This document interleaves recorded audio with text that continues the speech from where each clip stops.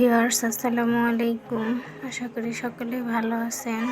আল্লাহর অশেষ রহমতে আমিও ভালো আছি।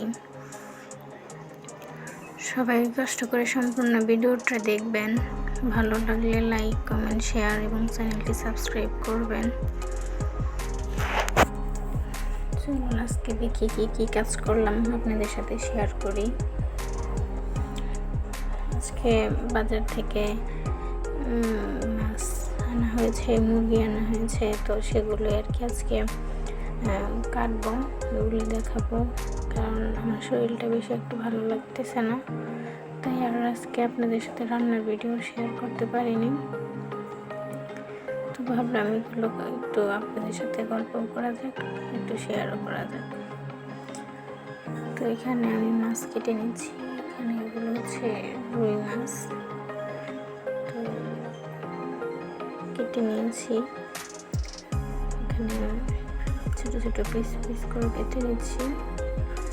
তো এগুলো হচ্ছে অল্প মানুষ, অল্প খাবার, তাই আসলে আমার অনেক বেশি এনে তারপরে অনেক দিন রেখে খাইতে ভালো লাগে না, তাই অল্প অল্প করে আনি আর অল্প অল্প করে এগুলো খাই। রান্না শেষ, এগুলো খাবার শেষ হলে পরে আবার নতুন কিছু আনা যায়, কিন্তু একবারেই অনেকগুলো এনে তারপরে খেতে ওটা স্বাদও লাগে না, অনেক দিন রেখে খেতে স্বাদও লাগে না, ভালো লাগে না। তো এখানে অল্প করে নিয়ে আসছি। তো এখানে আমি পিস পিস ভাগ করে নিচ্ছি, যেহেতু আমরা দুজন মানুষ, ভাগ করে নিচ্ছি। দেখতেই পাচ্ছেন কে এইভাবে কেটে ধুয়ে ফ্রিজে রাখেন। অনেকেই আছে দেখা যায় মাছ কেটে আস্তায় রেখে দেয়, শুধু হাঁসগুলো ছিলে পরে আস্তায় রেখে দেয়। তো এখানে আমি সবগুলো আর কি ভাগ করে একবারে রেডি করে রেখে দিই, শুধু রান্নার সময় আর কি রান্না করব। আর এই যে মুরগি নিয়ে এসছে, এখানে মুরগি হচ্ছে কেটে নিলাম।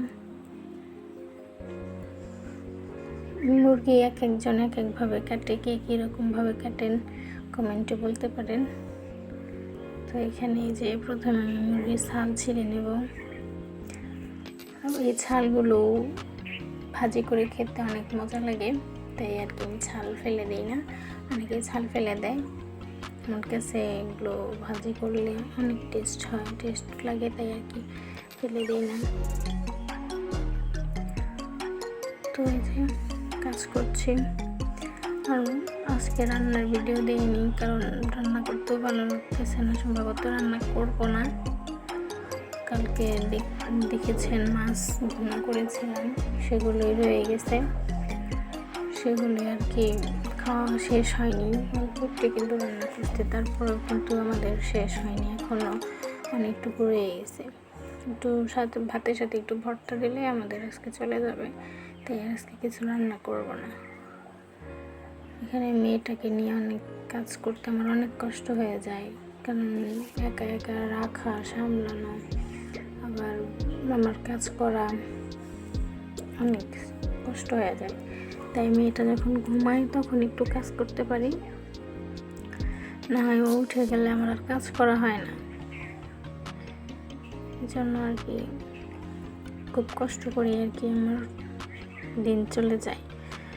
কারণ বাচ্চা যদি ধরার মানুষ না থাকে, যারা একা পালছেন তারা কষ্ট বুঝবেন যে আসলে একটা বাচ্চা একা একা সামলিয়ে সংসার সামলানো কতটা কষ্টকর হয়। তো এই যে এখানে আমি মুরগিগুলাও পিস পিস করে কেটে নিলাম, দেখতেই পাচ্ছেন। এগুলোকে সবগুলো কেটে ধুয়ে পরে ফ্রিজে রাখবো। অনেকে দেখে শুধু কেটে এমনি প্যাকিং করে রেখে দেয়, বলে এভাবে রান্না করলে নাকি টেস্ট হয়, মানে মাংসটা আর কি তাজা তাজা ভাব থাকে। আমার কাছে মনে হয় যে এভাবে রেখে দিলে ফ্রিজে থাকলে এবার রক্ত ভিতরে যায়, পরে যদি ভালো করে পরিষ্কার না হয়, তাই আমি একবার কেটে ধুয়ে ক্লিন করে পরে প্যাকিং করি। আমার কাজটা শেষ হয়ে গেছে। এখানে আমি এগুলোকেই করব, ধুয়ে নেব। আস্তে আস্তে আস্তে সবগুলো কেটে আমি ধুয়ে প্যাকিং করে নেব। চলুন প্যাকিং করা যাক। দেখতে থাকেন। আজকে আসলে আমার কথা বলতেও ভালো লাগতেছে না, তারপর একটু ভাবলাম যে শেয়ার করি। সবাই আমার জন্য দোয়া করবেন। চলুন শেষ করি।